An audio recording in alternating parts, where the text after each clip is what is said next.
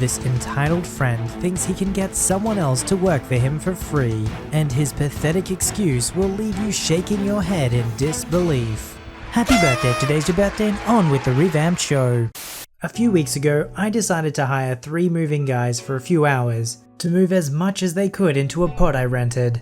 I mostly wanted them to get a few large furniture items from upstairs down into the pod, as it is just myself, 16-month-old son, and a pregnant wife. They were scheduled to show up at 10 AM and work 2 hours until noon, at which point I had a code I would give them and they would get paid for their work. Super easy. Have used this service before. I took off and got a trailer for my Jeep in case there was any overflow to take things we would need before the pod arrived. I get back to the house at 9:30 AM, 30 minutes before they are set to arrive, and they had been there for 15 minutes, already talking to my wife. This is how it went down the moment I walked in the door. These mover guys have been lecturing me for 15 minutes on how they can't do their job correctly unless they have shrink wrap for the couch. Well, I got 4 packages of moving blankets, and that should be more than enough to do things in the pod. We can't guarantee you things won't get scratched a little if we don't have shrink wrap. That's fine. I mostly hired you guys to get the heavy stuff in the pod and pack what you can in during the time you are here. Okay, boss. He then gives me this weird salute. He then tells his 2 guys, both young dudes there, to just move stuff and get the job done. To move stuff downstairs, as I had hired them to move heavy stuff downstairs. I would say a solid 10 minutes go by before my wife comes storming into the garage, where I was packing last minute items, visibly mad and at her wit's end. They said they won't move the gun safe until we open it and prove there are no guns in there. I had locked the key in an ammo box that was already packed. Just tell them to leave it and I'll do it later. It is not a high quality one and one person can move it with a dolly very easily. Think drying machine. 2 seconds later, the head moving guy comes storming out to the garage as well, visibly flustered, and says he can't move anything more because of hostile working conditions. Apparently my wife said in passing that we hired 2 high school kids one time and they moved all our stuff in a few hours, and he thought that was the biggest affront to his abilities that she could have possibly done. I'm gonna need cash or check up front to finish this job, or I'm going to have to charge my 2-hour minimum and leave. Conveniently the same amount as if they did the work. Well, I will pay you after you do your job through the moving service as agreed upon. I'm assuming at this point he looks for any excuse to cut out the middleman and get paid directly, and does this often. At this point, after working in these conditions and lacking the proper supplies needed, shrink wrap, I can't complete the job and will need my 2-hour minimum. I can see the pod from where I'm standing, empty, and they had been there 45 minutes. You guys haven't even loaded a single thing into the pod, and you've been moving things from room to room and telling my pregnant wife she is hostile and unprofessional. I can see you're stressed. Who wouldn't be moving? But we can't work with Aaron there and lacking the correct supplies. Look man, you can finish the job I hired you to do and you will get paid at the end of the job. Or you can get off my property and I will hire someone else. That's actually called theft of service, and the police will come out to arrest you if you don't pay my 2-hour minimum. That's not how that works. And if you have your lawyer's contact info, I'll be glad to let mine know he will have some work soon. Really bro? You would pay a lawyer over just paying me and my guys my minimum? If you don't, we'll have to call the police for theft of service. He used this term like 80 times, assuming it works for him usually.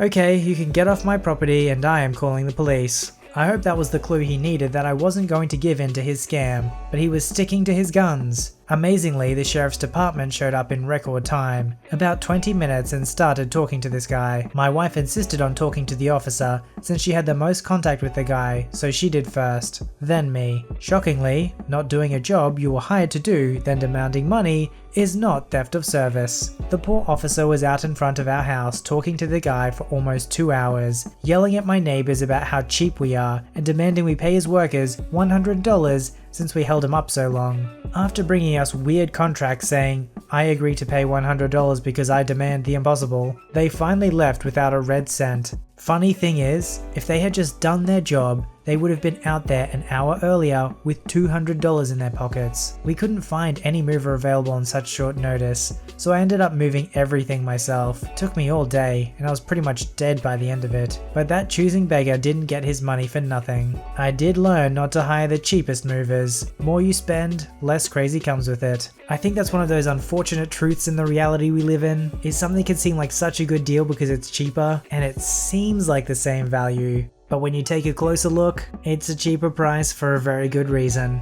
That's why when you find something for a cheap price but that's of the same value, it's like a miracle. Oh, how many times I've bought generic brand potato chips, only to completely regret my mistake.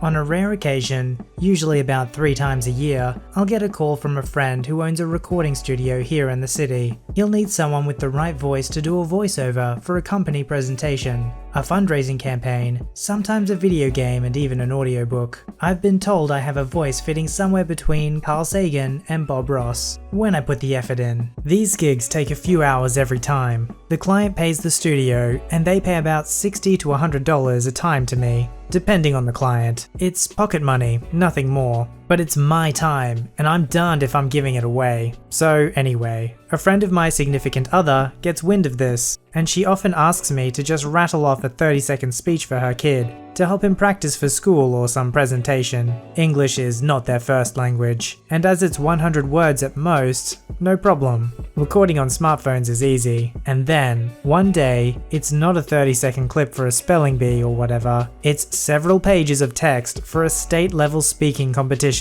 CB knows that on occasion I record professionally. Hey, I need you to record something for me. Me thinking it'll be a 30-second job. Sure, shoot me the file. File received. Wow, that's going to take a while. I'll have to do it in sections because the file will get too large. Okay, can you do it by paragraphs so there are pauses in the right places? I think so. Hold on, this is about 1,000 words long, and some of the words are pretty out there for your son's level. I don't think the quality is going to be that great. Your significant other told me your friend has a studio. Can you do it there? I don't think so, sorry. This is small, but they charge by the hour or part hour, and then they pay me. I suspect you don't want to pay their rates. It's probably expensive. Why? It's just talking. Why do you need money for talking? They have professional equipment, a sound engineer, the works. I can just do a voice memo. The quality won't be great, but it'll be fine to practice from. Are you kidding me? This is for state final. It has to be 100% perfect so my son can get everything right. Surely he's done well enough so far on the back of what I've given him before, so he should be golden, yeah? You don't understand how important this is. You need to record this professionally. Alright, I'll put you in contact with the studio and let them quote you. Tell them I recommended you and hopefully they'll cut the fees down. No, I'm not paying money for this. It's just talking. Well, the best we can do is me recording on my cell phone. You are not listening. Why are you being difficult? My son needs this. You need to call your studio and tell them to record it. I can't tell them to do anything. They don't work for free. I've already done a few recordings for you. I'm sure cutting me off.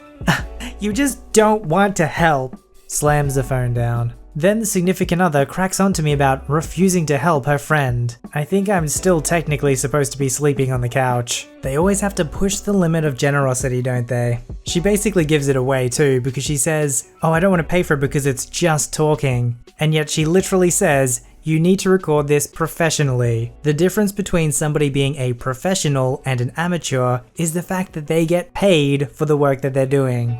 So for him to do it professionally, by definition, means she needs to pay for it. So she's contradicting herself to say, I want it done professionally, but I also don't want to pay for it. And as somebody who is now a professional voiceover artist, I take personal offense to this choosing beggar. This incident happened yesterday. I've got some old rabbit cages that I'm not using anymore up for sale. They're in good condition, only a few years old, and included feed dishes with them. I had them posted for about $200 or best offer, well under what they're worth. But I figured it was fair, considering their age and the fact that they could use a couple touch-ups in terms of rust, and maybe a power spray. And admittedly, they had some staining on the trays. I posted good quality pictures and asked anyone who contacted me if they wanted more information. So CB contacts me over Facebook Messenger. First, she asks me if I got them from a kit. Weird, I thought, but whatever. I told her no. I got them from a friend who had only had them a very short term, but that they had gotten them from someone who custom made them in the area.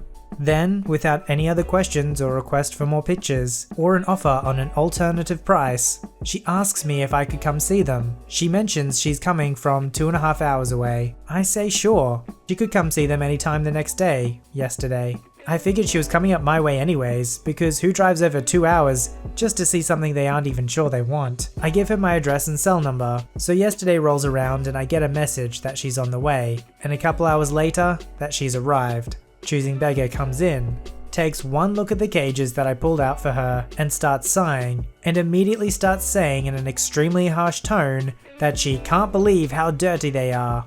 I told her that's why they were priced lower, and also that I'm currently injured. Horseback riding accident, torn meniscus, messed up my shoulders too, and shouldn't even be moving them around alone, let alone dragging them around to deep clean them. She's not happy about this, and says, "I have $300 white rabbits. I cannot put them in dirty cages. I'd have to clean them when I get home." I didn't even know what to say. I just stood there sort of panicking, anxiety disorder, and sort of livid. They're used rabbit cages. Would you not have cleaned them before putting your animals in there anyways? Regardless of if they're spotless or not? Man, I clean everything before I put it near my animals, new or used. So after she's done opening all the doors, pulling the trays around, and going on and on about the non-existent rabbit crap and fur, she goes, "I'll give you $70 for them." Excuse me? Remember, she never offered an alternative price in messages, or asked for any other details. I said no way would I take $70. I explained again why I priced them the way they were, and the lowest I would go is $150. Then she looks to her husband, who is sitting there quiet the whole time, and goes,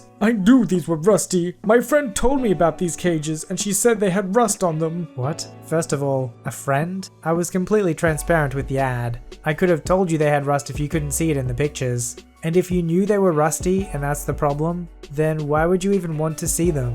At this point, I was just ticked off and wanted her to leave. But then she goes, "Fine, I'll give you $100. Nope. I declined. Told her again no less than $150. She goes, $120 and that's my final offer. Nope. Now she's even madder. Starts complaining again and goes, "I've had rabbits for over 30 years, honey." I rolled my eyes. First, don't call me that. Second, I don't care how long you've had rabbits. Your attitude is crap. She complains some more, throws her hands around one last time and says, $120. I say no, and she has the audacity to say, "You made me drive over 2 hours for this?" I reminded her I did not ask her to come out here. She wanted to see them and I said sure. Where in her twisted mind she got the idea that I made her come see them is beyond me. She asks, $120? Once more. I decline once more. She finally storms out of my house muttering, "Waste of time," slams my door and leaves. I immediately blocked her. I hate selling things online. From my anecdotal experience, I'd say about 70 to 80% of experiences buying or selling online have been positive, but you do get that 20 to 30% that are just nightmares. If you're gonna spend 2.5 hours driving to see something, you better guarantee that you know what you're getting into, because they don't owe you anything. They're not gonna compensate your time if you don't want it. Have you had a bad experience trying to buy or sell something online? Let me know in the comments below, or share your story at r/VoiceyHere. Submit your story to be read on the channel at voiceyherestories@gmail.com and join our Voicey veteran community at r/VoiceyHere. Don't forget to like, subscribe, and hit that bell to never miss an episode. Alright, Voicey veterans, I'll see you in the next one.